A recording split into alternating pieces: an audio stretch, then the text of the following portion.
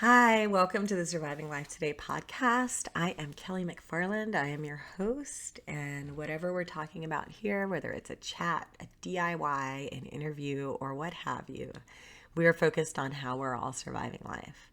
I'm Kelly McFarland. I'm an anthropologist, researcher, educator, crafter, baker, small business owner, and I'm here today to talk about what is cultural anthropology and what do cultural anthropologists do. I am specifically focusing on this so that it makes a little bit more sense when I get into my next few videos about America and what it means to be an American these days. But first, I want to talk a little bit about what anthropologists are all about. Okay, so anthropology is the study of man. It's the study of how mankind does things and how they've gotten here today and what they're doing, right? And so there's archaeological anthropology that's looking at the places that we find in history. There's physical anthropology that's looking at not only how we are physically today, but our past and where we've come from and the skeletal remains and how that gives us an understanding of our past. There's linguistic anthropology that is interested in language and language exchange. And also, I have a small interest in linguistic anthropology. Like, I'm huge on not only like the language trade, but slang. I love slang. Anyway, sorry. And cultural anthropology. And cultural anthropology is interested in understanding different cultures and how different communities of people live together and the inside and outside perspective of those cultures. Okay. So, first of all, what is culture, right? A culture is a way of being. It is a complex whole which includes knowledge, belief, art, morals, law, customs, and any other capabilities and habits acquired by the members of a society. Okay? So, culture itself is universal. Everyone has culture. I've been to school with students who would say that other people have culture and white people don't. And I just want to kind of correct that and say that that is absolutely wrong. And it denotes hierarchy. Okay, so we don't do that. You guys do culture. That's not how we look at that. Even in saying that is your own perception of your own culture. Okay. So even if you don't think that you have culture, everyone does. Okay. And so that could be related to church, it could be related to morals, it could be related to the culture of capitalism, and it could be related to making money, and it could be related to business. It could be gaming. Okay, if you're really into gaming and you've got a way of talking and a way of being in the gaming world, that is culture. There are many different ways that we can look at cultures of people, but we do know that communities of people develop a social structure. And the social structure and the understanding amongst the people and, the beliefs in the past, the beliefs in the future, the perceptions of the world, that's all a part of culture. And so no matter what, if you're a thinking person who lives in a group, you have culture. Okay? Culture is really about all the different ways that we can be. It's what we eat, how we dress, what we read, the way we think about things, the types of animals we have, the generation to generation learned behavior. Okay. One of my favorite things to talk about in class is superstitions, because superstitions do vary quite a bit from culture to culture, but some of them are just positively fascinating and interesting, how we all differ in how we look at things as lucky or unlucky. Culture really helps define who we are as an identity, and it tells us how we meet our basic human needs. Okay, so if you know a lot about, let's say you know a lot about camouflage, you know a lot about predators and prey, you know a lot about how to hide in the wild, you know a lot about what sources of water are drinkable and not, I would say maybe you're from a hunting group. Maybe you're interested in hunting. Maybe you're interested in survivalism. And maybe that is a part of your culture. If you know a lot about computers, if you know a lot about the different programs that you use, the software, the parts of the computer, what would be better to run high-speed videos, how you can better link to the internet. Maybe you're from a gaming culture, okay? But the wealth of knowledge that you have and where your attention focuses on tells me a lot about what your culture is and who you are, okay? So anthropologists today and anthropologists in the past, we are very focused on what is your day-to-day life? What does the day-to-day life tell us about the overall culture? And a lot of the times, as anthropologists, we can live with people or groups of people in communities and study their culture. And a lot of what we do is point out the obvious because people don't realize the way their own culture is impacting them. Okay, so one of the phrases that I like to use is turning the mirror. You know, I can study a culture of people and turn the mirror, like telling them, this is what I found. This is the pattern that I found. Okay. For instance, let me think of an example here. I recently worked on a research project where we were looking at older adults who were living alone with cognitive impairment. And there's a lot of different findings that happened from that research project, just in terms of the services and support that's available to older adults living alone with cognitive impairment in the United States. One of the things that we realized that we needed to look at, code for, and analyze is thoughts on independence, thoughts on personal independence. So we do know in the United States, there is a focus on individualism, but there are different cultures of people within the United States who are more and less independent. For example, generational households. A household that lives together with the parents, grandparents, and the children are more of a collectivist type situation than an independent situation. How an older adult feels about living in this situation of a collective household as opposed to by themselves in a household impacts their decisions around support, and it impacts their decisions around services, and it lets us know in a bigger way what people's needs are. Okay, so culturally, people might be more or less independent based on how their cultural living at home works, right? But knowing this really helps us as researchers who are trying to help them reach a goal, which in this case would be the goal of support, the goal of living healthily in old age, right? In order to reach that goal, we need to understand how can you provide support and services for someone who wants to live independently and not in a group of people? How do we do that, right? And so understanding culture understanding culture is a big part of being able to determine a pathway forward.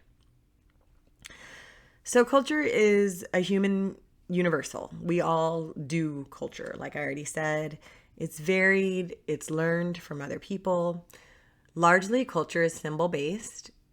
For instance, what do you think of when I say red? Do you think of stop?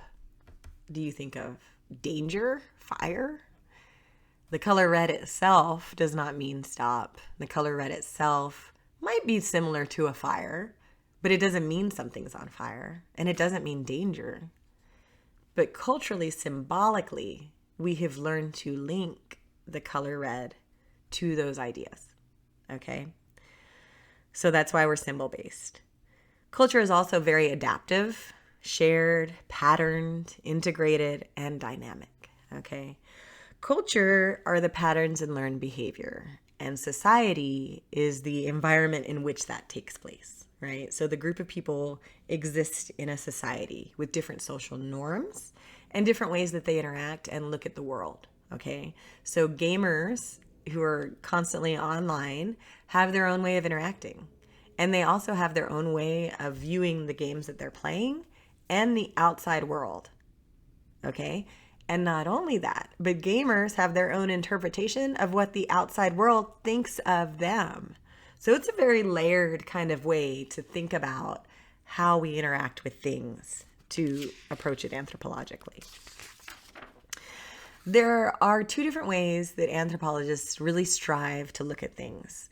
They want to understand things, first of all, from the inside perspective. So even though we're not necessarily members of a society or group of people, anthropologists want to learn how people on the inside do it. So a lot of the times, anthropologists will do something called participant observation, where they will participate in different aspects of a culture in order to learn more about how things happen within that culture. The problem with kind of only having an insider's view is that it can create bias to where you're just, I'm inside and I'm a part of this group and I have a bias about others' opinion of this group. Okay.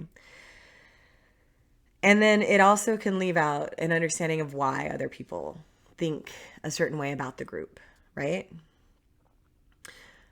Anthropologists also want to have an outsider perspective. And so this means that a lot of the time, even if an anthropologist lives within a group, they read all the articles and look at, programs where they have opinions about, like, let's go back to gaming, right? So if I'm an anthropologist and I'm living as a gamer and I am embracing and becoming a part of that group, I am not just staying within that group. I'm also reading articles about gamers that have opinions of, gamers are wasting their time online or gamers are developing skills that we need in the workforce. Both those sides are outsider perspectives of how gamers are. Okay. But being aware that those perspectives exist and how those perspectives impact the gaming community is a part of anthropology. So if you look at things from the outside only, the problem is you might not be accurate. You might have a really inaccurate opinion of what's really going on within that group. And then also, you don't know about the really private things. Okay, so one of the things that I've seen recently on TikTok is people who are like gaming, and then they also talk about like a date they went on or a really crazy happening, right? And so this is an insider perspective in that I didn't realize gamers were actually talking about their love lives and the problems that they might have around that. It's only by watching something that shows an insider view that I am privy to that private side of life. Okay. And so having an outsider view of understanding how society outside of that community of people looks at it and having an insider view of the day-to-day life is really a crucial part of anthropology. Anthropology is also holistic. So we don't just look at the one example. We don't just look at, let's go back to the gaming community. We don't just look at how everything works while playing the game itself. We'll look at the daily lives of the gamers outside of that. How much time of their daily life is focused on playing the game? How does everything else leading up to playing the game impact that? Do they leave places early in order to go get on the game? Do they have to get off of the game in order to do outside responsibilities? How do these things interact? Okay, so a holistic perspective is not just looking at the one occurrence, but you're looking at the whole world around the occurrence and what can that also tell us? Okay. And then also, not only is it the inside and the outside, but it's across time.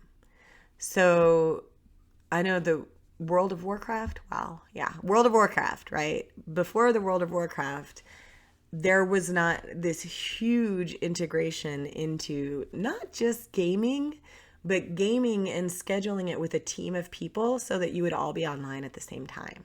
Okay. So this created a big change. how did that change impact people? And how did people decide to participate in the change or decide not to? Okay, so holistic means all this different stuff, but then also we take time as a factor, and then we'll also compare this to what about people who don't game? What about people who only touch on different gaming systems but aren't centering their lives on it?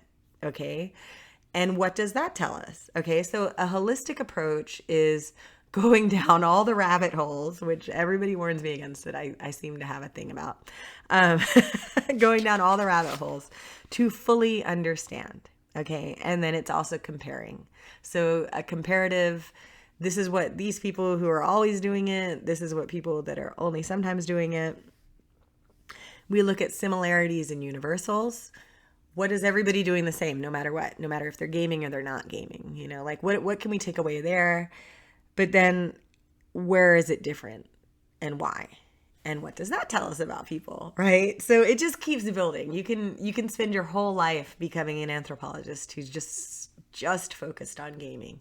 And honestly, you could probably turn out some really great research that tells us a lot about the world, okay? Every group of people has a fantastic amount of knowledge that we can learn from them. Every group, okay? Anthropologists then will write ethnographies. So when I did my thesis research, I was studying North Texas food farmers. And these were farmers who were selling into the local economy. And so my research is an ethnography. And I wrote a research, 21st century North Texas farmers and their, best practices and common struggles or something like that. How they find success. I'll put a picture up or something. So your ethnography is capturing your research.